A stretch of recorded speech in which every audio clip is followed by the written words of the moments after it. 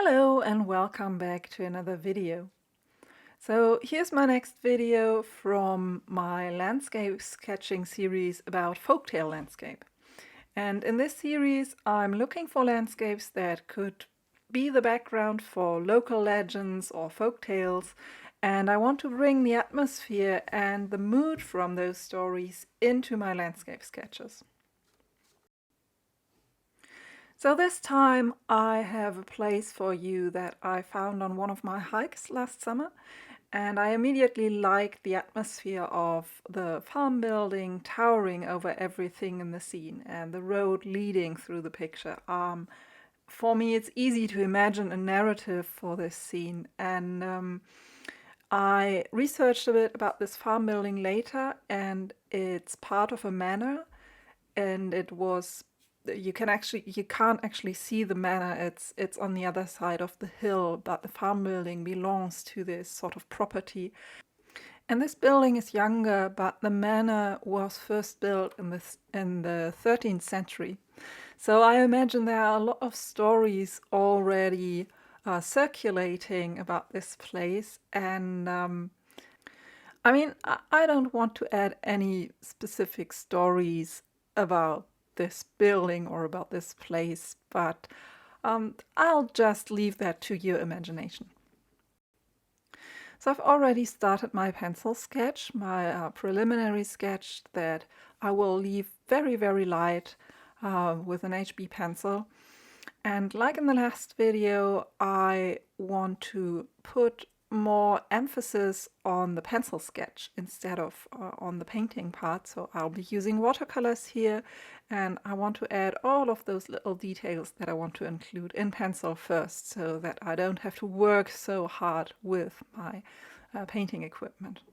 I really like this way of working lately, and yeah, I'm enjoying this. There's this large tree on the left, and I was debating with myself if I should include it or maybe make it a little bit smaller, because I think it's really dominating the scene. But in the end, I thought it would be a nice anchor for everything that goes on in the right part of the image, so I left it the way it is.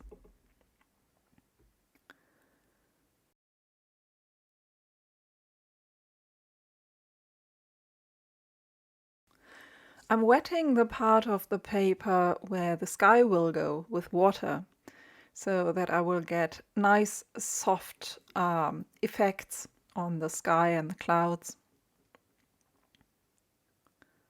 And the cotton paper is ideal for this because it will take a lot of water, and I know the paint will just flow nicely on this wetted part of the paper.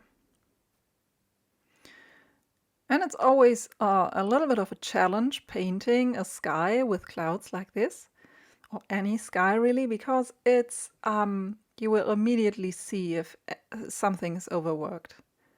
But I think I did an okay job on this one. So sometimes I overwork my skies too.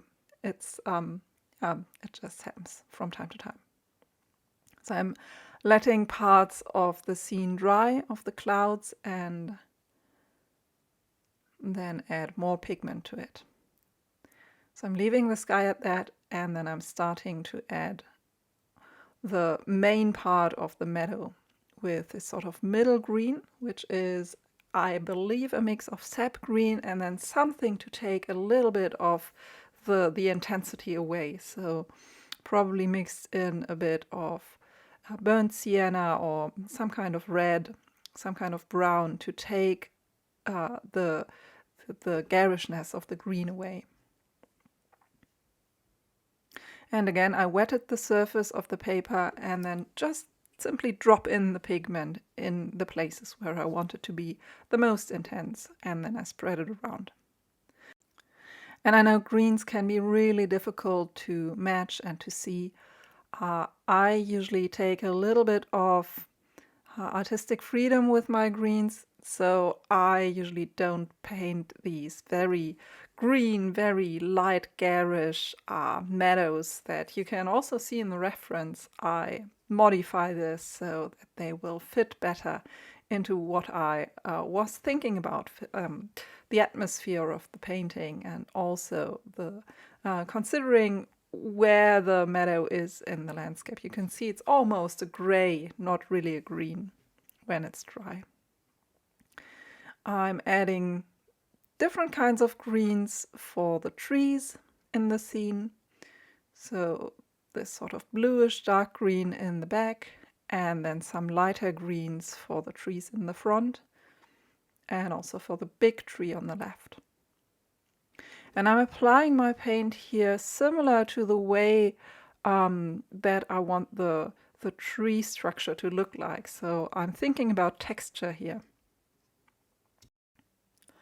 And this technique of treating bigger objects in the picture as single areas to which I add paint has worked quite well for me. So I know often with landscape painting there's this approach that you will add large areas of color and then paint the next layer over them with more detail. And I have to say this is a slightly different approach to what I'm doing here, and I've painted like this in the past, and somehow I like this approach a bit better because by leaving out certain areas of your painting first, like the road and the building on the top, you will get clearer colors, more intense colors, and I really like this. So working on the roof of the building with this reddish tone here, I've dialed back a bit the intensity of the red by adding a bit of brown and just a tiny bit of green. Again, adding the complementary will make sure that none of your colors will be really overpowering for the entire sketch.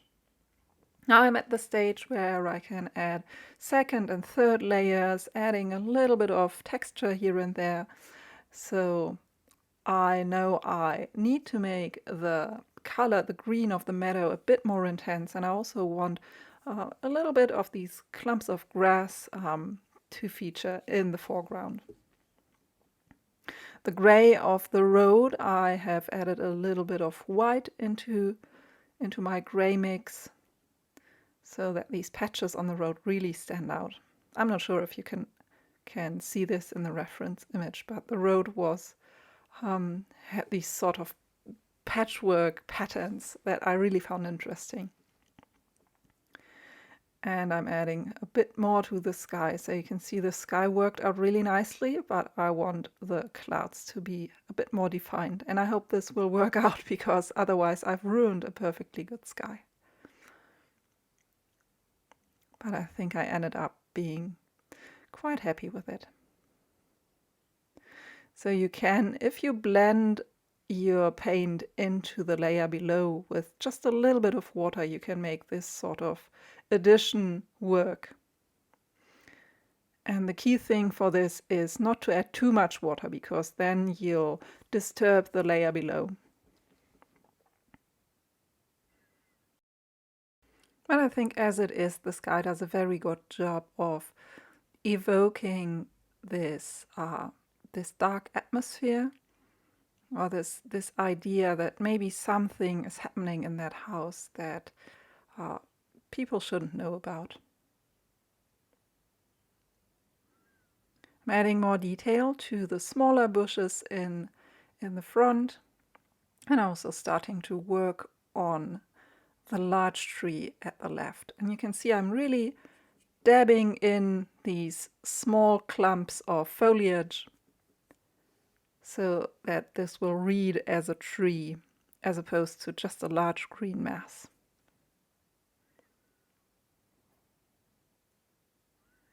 And I painted this twice. I actually had a version of this painting that I did in gouache, but I ended up liking this watercolor version more, so I decided to share this one.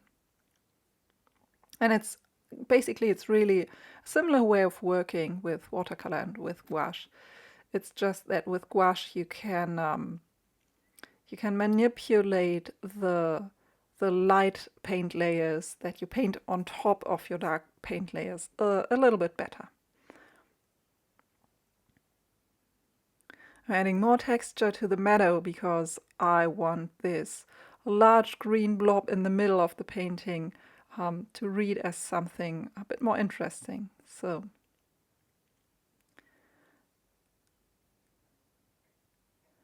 adding these grassy textures.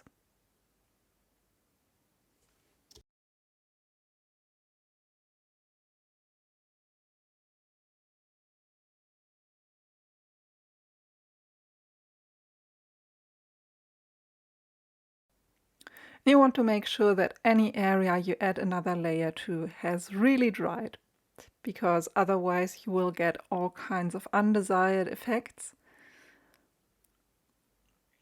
So for these dark green shadow areas, I'm painting over areas that I've left alone for quite a while. You can see on the tree in the left that there's still wet paint there. And bit by bit I can add detail to the farm building. I don't want it to be too dark, so I'm blotting out the paint from time to time. I'm also using a smaller brush for this and sometimes colored pencils, which allow me to do these really small lines for this timber frame building here.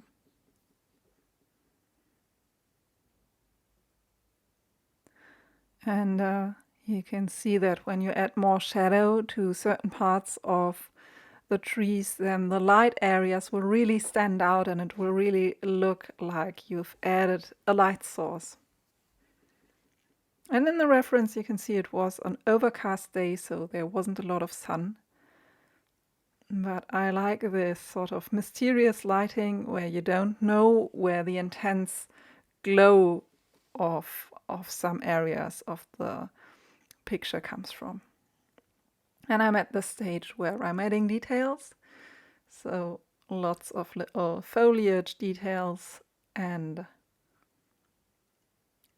grass, and also a little bit of colored pencil for the roof. So I really like the texture that I can get out of these pencils.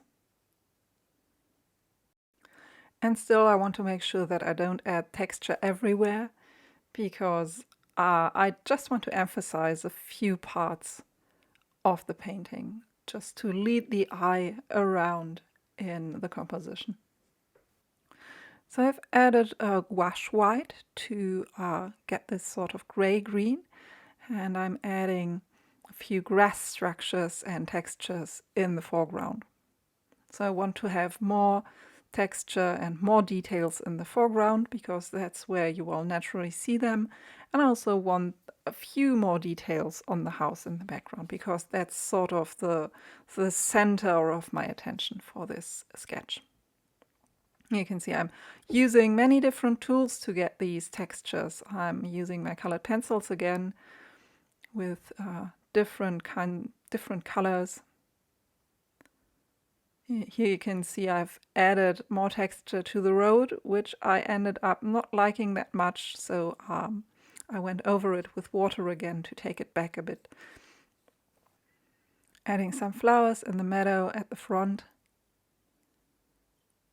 I'm trying to do this very randomly.